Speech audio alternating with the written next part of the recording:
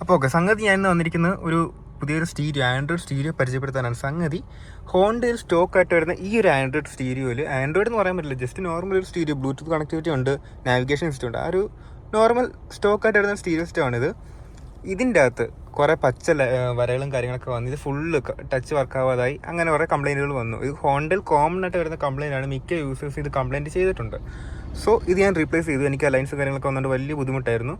Replace ചെയ്തു, പുതിയൊരു stereo വെച്ചു. സംഗതി ഓൺകോഡ് പ്ലസ് എന്ന കമ്പനി പുറത്തിറക്കിയ ഒരു സ്റ്റീരിയോ സിസ്റ്റമാണ്. ഇതിൻ്റെ ഡീറ്റെയിൽഡ് റിവ്യൂ ആണ് ഞാൻ ഇന്ന് പറയാൻ പോകുന്നത്. അപ്പോൾ നമുക്ക് നേരെ വീഡിയോയിലോട്ട് പോകാം. ഈ വണ്ടിയെ പറ്റി പറയുകയാണെങ്കിൽ ഇത് ഹോണ്ട WRV ആണ്, 2017 മോഡൽ പെട്രോൾ വണ്ടിയാണ്. സംഗതി ഇതിൽ വരുന്ന ഈ ഒരു സ്റ്റീരിയോയ്ക്ക് മാത്രമല്ല കംപ്ലയിൻറ്റ്, ഇതിൽ വരുന്ന ഈ ആ ഒരു സമയത്ത് ഇറങ്ങിയ ഹോണ്ട സിറ്റിയിലും കാര്യങ്ങളും അല്ല, ഈ ഒരു സെയിം സ്റ്റീരിയോ ആണ് യൂസ് ചെയ്തിരിക്കുന്നത്. ആ ഒരു കംപ്ലയിൻറ്റ് അതിലും വന്നിട്ടുണ്ട്, കുറേ പേർക്ക് വന്നിട്ടുണ്ട്. എൻ്റെ ഫ്രണ്ട്സിന് തന്നെ ആ ഒരു കംപ്ലയിൻറ്റ് വന്നവരുണ്ട്.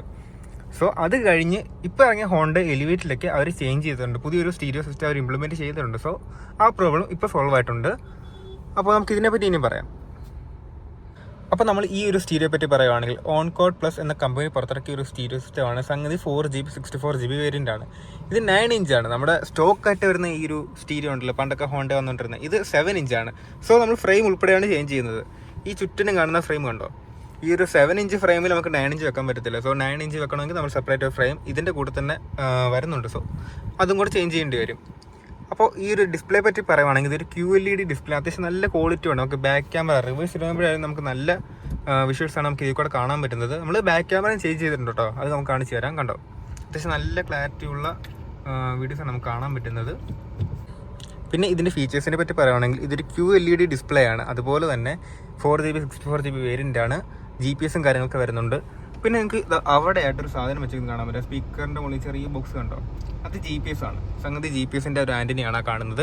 അതുപോലെ തന്നെ ഡ്രൈവറിൻ്റെ മുകളിലായിട്ട് ഇവിടെ സംബന്ധം കാണാൻ പറ്റും, ഇത് മൈക്കാണ്. കോളൊക്കെ ചെയ്യുന്ന സമയത്ത് കുറച്ചുകൂടി എഫിഷ്യൻ്റ് ആയിട്ട് നല്ലൊരു വോയിസ് ക്ലിയർ കിട്ടാൻ വേണ്ടി ഇവിടെ ഒരു മൈക്കും കൂടി വെച്ചിട്ടുണ്ട്. സംഗതി അടിപൊളി സാധനം തന്നെയാണ്. പിന്നെ നമ്മുടെ ഹോണ്ടയിൽ സ്റ്റോക്കായിട്ട് വരുന്ന ഈ ഒരു സ്റ്റീരിയോ ഉണ്ടല്ലോ, ഇതൊരു LCD ഡിസ്പ്ലേ ആണ്. LCD ആയതുകൊണ്ട് നമുക്ക് ആ ഒരു ക്വാളിറ്റി അറിയാലോ, കുറഞ്ഞൊരു ക്വാളിറ്റിയുള്ള ഡിസ്പ്ലേ ആണ്. അതിൽ നിന്ന് നേരെ ഒരു QLEDയിലോട്ട് വന്നപ്പോൾ നല്ലൊരു ഡിഫറൻസ് എനിക്ക് ഫീൽ ചെയ്യുന്നുണ്ട്. സംഗതി അടിപൊളി തന്നെ.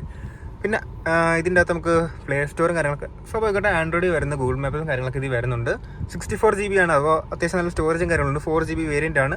നല്ല സ്പീഡ് നമുക്ക് കിട്ടുന്നതാണ്. ഇതിൻ്റെ താഴെ 2GB ഉണ്ട്. നമുക്ക് 2GBയും നല്ലതാണ്, കാരണം നമുക്ക് ഗെയിമും കാര്യങ്ങളൊന്നും കളിക്കാൻ പോകുന്നില്ലല്ലോ. സോ 2GBയും കുഴപ്പമില്ല. 4GB ഞാൻ സെലക്ട് ചെയ്തതേ ഉള്ളൂ. പിന്നെ നമ്മൾ സ്പീക്കറിലും കാര്യങ്ങളൊന്നും ചെയ്തിട്ടൊന്നുമില്ല. സ്പീക്കർ ചേഞ്ച് ചെയ്യാനുള്ള പ്ലാൻ ഇപ്പോൾ ഉണ്ട്. സംഗതി ചെയ്യുവാണെങ്കിൽ വീഡിയോ ഇടുന്നതായിരിക്കും. ഒന്നെങ്കിൽ സ്പീക്കർ ചേഞ്ച് ചെയ്യും, അല്ലെങ്കിൽ ഒരു സബ് വൂഫർ എക്സ്ട്രാ ആഡ് ചെയ്യുന്നതായിരിക്കും, എന്തെങ്കിലും ചെയ്യുന്നതായിരിക്കും ഉടനെ. അപ്പോൾ അതിൻ്റെ വീഡിയോ നമ്മൾ ഇടും ചെയ്യുവാണെങ്കിൽ. സംഗതി നമ്മൾ പെൻഡ്രൈവ് കണക്ട് ചെയ്യുമല്ലോ, പെൻഡ്രൈവ് കണക്ട് ചെയ്യാൻ നമ്മൾ സ്റ്റോക്കായിട്ട് വരുന്നത് ഇവിടെയാണ്. ഒരു HDMI പോർട്ടുണ്ട്, സംഗതി ഒരു USB പോർട്ടുണ്ട്, അങ്ങനെയുള്ള പോർട്ടുകൾ സ്റ്റോക്കായിട്ട് വരുന്ന ഈ ഒരു സ്റ്റീരിയോ കണക്ട് ചെയ്യുന്നത് അവിടെയാണ്. പക്ഷേ ഇതിനെന്താ കാരണം എന്ന് എനിക്കറിയില്ല. ഇവിടെയായിട്ടാണ് ഒരു പെൻഡ്രൈവിൻ്റെ വയർ കൊടുത്തിരിക്കുന്നത്. അതിൻ്റെ റീസൺ എന്താണെന്ന് എനിക്കറിയില്ല, അറിയാവുന്നൊരു കമൻറ്റ് ചെയ്യണേ. പിന്നെ ഇതിനെപ്പറ്റി പ്രത്യേകിച്ചൊന്നും പറയാനില്ല. എല്ലാവരും പറയുന്ന പോലെ ഇതിൻ്റെ പ്രൈസ് എന്ന് പറയുന്നത് ഏകദേശം 13,000 to 14,000 ആ ഒരു റേഞ്ചിലാണ് എനിക്ക് സാധനം കിട്ടിയത്. അത്യാവശ്യം ആ റേഞ്ച് എനിക്ക് തോന്നുന്നു. നല്ലൊരു quality display, storage, Android auto, apple CarPlay, അതുപോലെ ബാക്ക് ക്യാമറ എല്ലാം ഇൻക്ലൂഡ് ആട്ടോ. ബാക്ക് ക്യാമറ, ഈ ഒരു GPSൻ്റെ ഇതെല്ലാം ഇൻക്ലൂഡഡ് ആയിട്ടാണ് ഈ ഒരു പ്രൈസ് പറഞ്ഞത്. സംഗതി ഈ ഒരു സ്റ്റീരിയോ ഞാൻ വെച്ചത് കായംകുളത്ത് DD ഓട്ടോസ് എന്ന് പറഞ്ഞ ഷോപ്പിലാണ്. അവിടെ ചെന്ന് കഴിഞ്ഞ് 3-3.5 മണിക്കൂർ അതിൽ മുകളിൽ ഞാൻ അവിടെ വെയിറ്റ് ചെയ്യേണ്ടി വന്നു. കാരണം അത്യാവശ്യം തിരക്കും ഉണ്ടായിരുന്നു. അതുപോലെ തന്നെ ഇത് വെക്കാനും ലേറ്റായി. മീൻസ് ഈ ഒരു വയറും കാര്യങ്ങളൊക്കെ ഇവിടുന്ന് എടുക്കാനും ഈ സാധനങ്ങളൊക്കെ അഴിക്കേണ്ടി വന്നു. സോ അതൊക്കെ ലേറ്റായി. പിന്നെ ഇവിടുന്ന് ക്യാമറ നമ്മൾ റീപ്ലേസ് ചെയ്യുന്ന ഞാൻ കാര്യം പറഞ്ഞില്ലയോ, ക്യാമറ ബാക്കിലോട്ട് എടുത്തു, വയർ വലിക്കണമായിരുന്നു. അതുപോലെ തന്നെ ക്യാമറ അവിടുന്ന് ഡിക്കി ഓപ്പൺ ചെയ്യുന്ന സ്പേസിലാണ് ക്യാമറ ഇരിക്കുന്നത് ഈ ഒരു വണ്ടിയുടെ.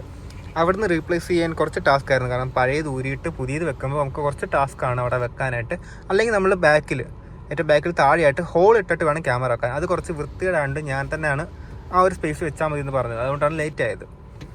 പിന്നെ നമ്മുടെ ചാനൽ ഏകദേശം 1K അടുക്കാറായെന്ന് തന്നെ പറയാം. കാരണം 300 സബ്സ്ക്രൈബേഴ്സും കൂടെ വേണം. 1K അടുക്കാറായെന്നല്ല, 300 സബ്സ്ക്രൈബേഴ്സും കൂടെ വേണം. സോ എല്ലാവരും ഒന്ന് ഹെൽപ്പ് ചെയ്യുക 1K അടുക്കാനായിട്ട്. സോ നമുക്ക് അടുത്ത് വീഡിയോ കാണാം. ബൈ.